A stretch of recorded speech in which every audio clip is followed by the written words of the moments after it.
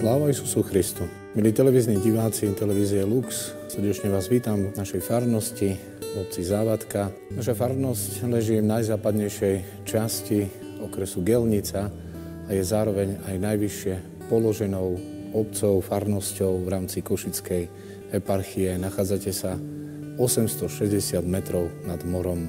V našej farnosti patrí 7 filiálnych obcí: Nálepkovo, Henclova, Stará Voda, Švedlár, Hnilčík, Mlynky a Hnilec. Prvý chrám, ktorý tu bol postavený, spomína vizitácia spišského prepošta Ladislava Maťašovského z roku 1693 a bol zasvetený svätému archanielovi Michalovi. Po prvom chráme nám nezostalo takmer nič. Z druhého chrámu sa nám zachovala iba spodná časť veže, zvony a krypta. Krypta je aj takou raritou vôbec v našich grécko-katolických chrámoch tu na Spiši.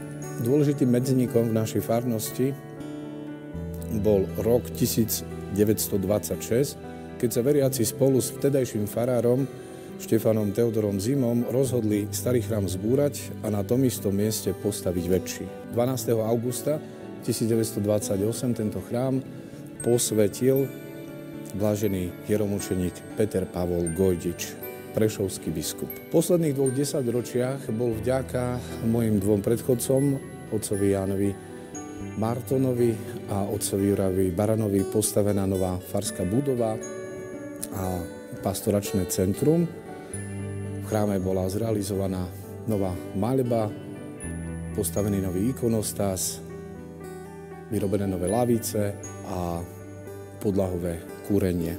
V našej farnosti máme 2 kaplnky.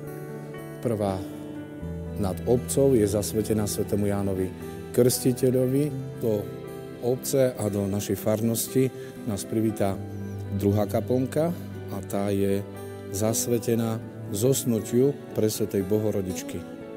Každoročne pri týchto kaplnkách slávime odpustové slávnosti, jednu na začiatku leta a druhú na jej konci. Zaujímavosťou je, že z našej farnosti vyšlo 21 kňazských a reholných povolaní. Máme spolok svätého Ruženca, keď sa ženy stretávajú na modlitbe svätého Ruženca stále pravidelne pred svätou liturgiou. Potom tu máme stredko detí, ktoré sa pravidelne stretávajú každý piatok v našej farskej budove v pastoračnom centre. Vo farnosti Závadka máme 2 ružencové spoločenstva a arcibratstvo svätého Ruženca. Na prvý piatok v mesiaci sa uskutoční výmena ružencových tajomstiev. Zároveň prvý piatok je slúžená svätá liturgia za členov spolku svätého Ruženca a členov arcibratstva. Každý deň pred svätou liturgiou sa modlí svätý Ruženec a je obetovaný na rôzne úmysly a najmä pre pokoj vo svete. Chcela by som povzbudiť ďalších farníkov, aby vstúpili do spolku svätého Ruženca. Najstaršia členka má 87 rokov a najmladšia 12 rokov. Vlastne tou modlitbou Ruženca cez Pannu Máriu sa lepšie priblížime k tomu Pánu Bohu. Chcela by som mladým odkázať, aby sa nebáli modliť ten svätý Ruženec. Patrón, ktorému je zasvetený chrám, je aj súčasťou erbu našej obce. Neviem si veľmi predstaviť, aby obec fungovala bez farnosti. Neviem si predstaviť, aby sme vlastne sa dostali do štádia, kedy by nebol záujem o to, aby ľudia chodili do chrámu. Mladí ľudia majú podľa mňa veľmi pozitívny vzťah k našej farnosti, k cirkvi ako takej. Ja si myslím, že je to vidieť už len na tom, ako sa pozriete do chrámu. Je plný. Chvála Bohu je plný a chvála Bohu je plný aj mladých ľudí. Myslím, že je tendencia aj vlastne pokračovať v tomto trende. Myslím, že mladí majú záujem o to, aby nadviazali na tú tradíciu, na to, čo im predkovia odovzdali.